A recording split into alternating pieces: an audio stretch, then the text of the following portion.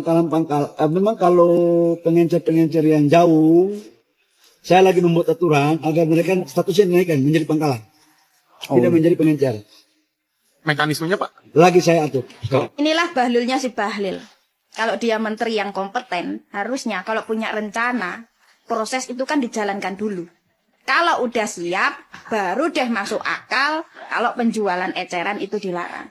Lah ini masih masih berupa rencana.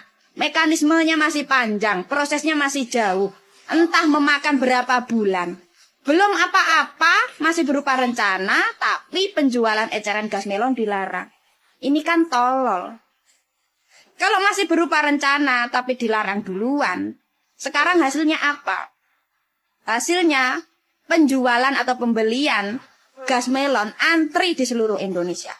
Dan yang paling dirugikan atas kebijakan ini, tentu bukan mulut si Bahlil atau pejabat, tapi yang paling dirugikan adalah rakyat kecil yang di bawah. Dan dari sini, ini pelajaran untuk seluruh rakyat Indonesia ya. Kita harus punya plan B atau cadangan. Seperti contohnya jangan cuma mengandalkan gas, tapi minimal harus punya kompor listrik. Jangan cuma mengandalkan PLN, tapi minimal harus punya panel surya kecil-kecilan. Kenapa? Karena menteri di negara kita mayoritas tolol. Yang kerjaan utamanya hanya bisa menghabiskan anggaran plus mempersulit hidup rakyat. Pak Prabowo, tolong dong Pak Prabowo, kalau bikin kebijakan yang bener-bener aja Pak. Pak, nih lihat nih mak gue Pak. Ini masak tinggal sedikit lagi mateng Pak nih ya, nunggu surut asat doang nih airnya nih. Gasnya habis Pak, masa gua kudu ke pangkalan dulu? Gimana sih Pak? Ya mana bentar lagi mau puasa Pak, bentar lagi Ramadan. Kalau nyari gas aja kudu ke mana dulu gitu, ke pangkalan gas Pak. Keburu jadi apa ini masakan mak gua Pak? Ini admin Gerinda, mana sih admin Gerinda? Kalau bikin kebijakan tuh ya Pak ya, Bu ya dibikin apa tuh namanya? Apa sih tuh? Apa sih namanya? Lah susah amat gue mau ngomong. Gara-gara ini nih, mak gue kagak jadi masak ini gara-gara gasnya habis. Yang bener-bener aja sih Pak bikin kebijakan tuh ya. Atau gimana sih? Nih gue sepanjang jalan ngelihat itu namanya agen gas Pak. Penuh Pak ya. Kagak kasihan apa sama tukang bakso, sama tukang somai Pak. Kalau lagi jualan di tengah jalan itu gasnya habis bagaimana Pak? Ih kagak mikir banget. Harusnya tuh ya Pak ya, kalau mau bikin kebijakan tuh, dilihat-lihat dulu, diuji coba. Nah, dari tadi gue mau ngomong begitu, uji coba dulu Pak. Kira-kira nih di Jakarta kayak apa di mana kayak ya. Uji coba dulu nih 3 bulan kayak apa 2 bulan. Kira-kira nih, oke nggak nih kalau gue kasih peraturan kayak gini. Jangan asal tarik-tarik aja ngapain Pak. Ih, gue mah gede. Gue lama-lama gue apain sih. Jangan kayak gitu nggak apa-apa. Bentar lagi puasa, Ramadan ya. Nih admin Gerinda, tolonglah admin Gerinda. Admin Gerinda nih tolong Pak Prabowo, Mas Gibran lah. Gue kudu ngomong sama siapa lagi nih. Mak gue kagak matang-matang ini masak ya. Nunggu agen gas nih udah pada tutup. Saking banyaknya orang Pak. Yang bener-bener aja sih Bapak. Yap, Bahlil dan juga Prabowo diomelin sama mak perkara tabung gas.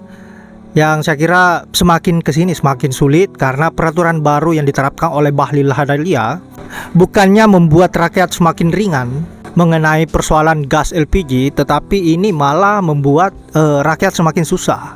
Rakyat semakin dibuat pusing dengan langkahnya tabung gas LPG ini, dan kemudian persyaratannya juga tidak main-main karena wajib harus menunjukkan KTP. Dan ini membuat rakyat Indonesia semakin resah, dan pada akhirnya mereka mulai ngomel lagi di media sosial. Nah sahabat-sahabat, untuk itu kita lanjut dulu videonya, dimana omelan atau komentar-komentar lucu emak-emak dan juga ada Mbak Nopi yang saya kira mempunyai komentar yang sangat luar biasa dan apa yang menjadi penyampaiannya sangat cerdas.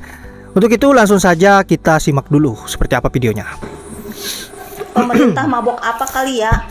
Kagak hujan kagak angin, gas dikejar langka begini.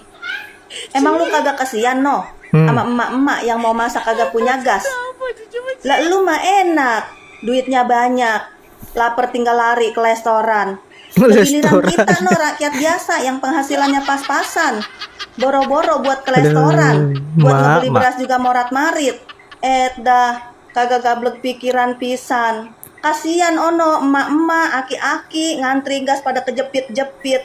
Lah lu mah tenang-tenang bae pada. Saat ini rakyat Indonesia sedang mengalami kesulitan untuk mendapatkan tabung gas LPG 3 kilo, bahkan mereka harus antri berjam-jam untuk mendapatkannya. Ya, sejak 1 Februari 2025, pemerintah sudah membuat aturan di mana untuk mendapatkan gas LPG 3 kilo, rakyat harus membelinya langsung di pangkalan dengan membawa KTP atau melalui aplikasi. Makin rumit. Alasan pemerintah membuat aturan ini karena pertama, menghindari adanya permainan harga. Yang kedua, menghindari adanya penimbunan tabung gas. Yang ketiga, agar tepat sasaran. Oke, alasan itu sangat-sangat logik banget. Dan memang gue apresiasi dengan alasan pemerintah. Tapi please gue mohon kepada pemerintah, khususnya Menteri ESDM Bahlil Lahadalia, buatlah satu kebijakan, satu aturan tanpa harus menyusahkan rakyat, tanpa harus ngerepotin rakyat. Karena cara atau aturan yang diterapkan saat ini merepotkan dan nyusahin rakyat. Ya, seperti harus ada KTP ya. Bagaimana dengan rakyat yang misalnya memang KTP-nya hilang atau gimana? Berarti mereka nggak bisa dong mendapatkan tabung gas tersebut. Lalu masalah alasan. Kan bisa nih sebenarnya pihak pemerintah ini mencari cara lain. Seperti yang pertama, untuk menghindari ada permainan harga di pengecer ya. Misalnya dari mulai agen, pangkalan sampai pengecer, itu si tabung gasnya itu dikasih tuh stempel atau dikasih stiker harganya. Misalnya harga resminya itu 12.500. Dan jika ada pihak pengecer yang menjual di atas 12.500, silahkan melaporkan ke nomor yang dicantumkan. Kan bisa. Akhirnya pihak pengecer pun untuk menaikkan harga, mereka akan berpikir dua kali. Masalah tepat sasaran. Kalau membahas tepat sasaran, jujur ya, gue sih ketawa. Karena selama ini banyak program-program pemerintah yang tidak tepat sasaran. Contoh seperti Kartu Indonesia Pintar. Banyak justru yang mendapatkan KIP ini orang-orang yang mampu. Yang tidak mampu malah tidak mendapatkan. Kenapa bisa tidak tepat sasaran? Terjadinya tidak tepat sasaran karena gue yakin banget ada permainan, ada oknum-oknum antara pihak sekolah, pihak pemerintah, dan lain-lainnya. Mungkinkah rakyat jelata bisa mempermainkan semua itu? Jadi penyebab tidak tepat sasaran, gue sih meyakini pelakunya justru oknum-oknum yang di dalam, bukan rakyat sendiri. Bisa. Yang ketiga, menghindari adanya penimbunan tabung gas. Misalnya kan bisa nih, gue kasih contoh menggunakan aplikasi. Misalnya dari agen turun ke pangkalan 100 tabung. Nah, ketika pangkalan menjual ke pengecer, pengecer sih nggak apa-apa ya, harus misalnya pakai KTP. Kalau pengecer nggak apa-apa, harus menunjukkan KTP dan berapa jumlah tabung yang diterima atau oleh si pihak pengecer, lalu dimasukkan ke aplikasi sebagai bukti.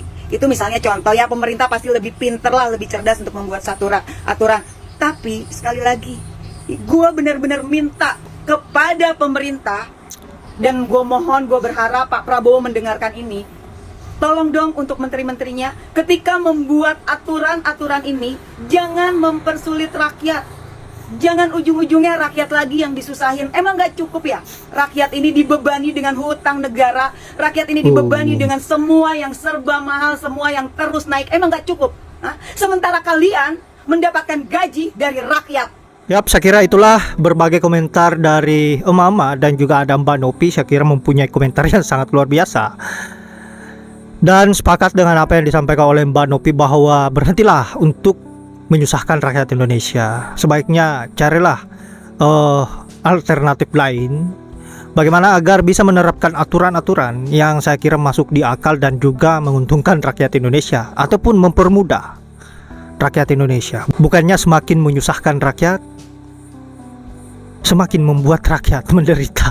Aduh, ngeri nih.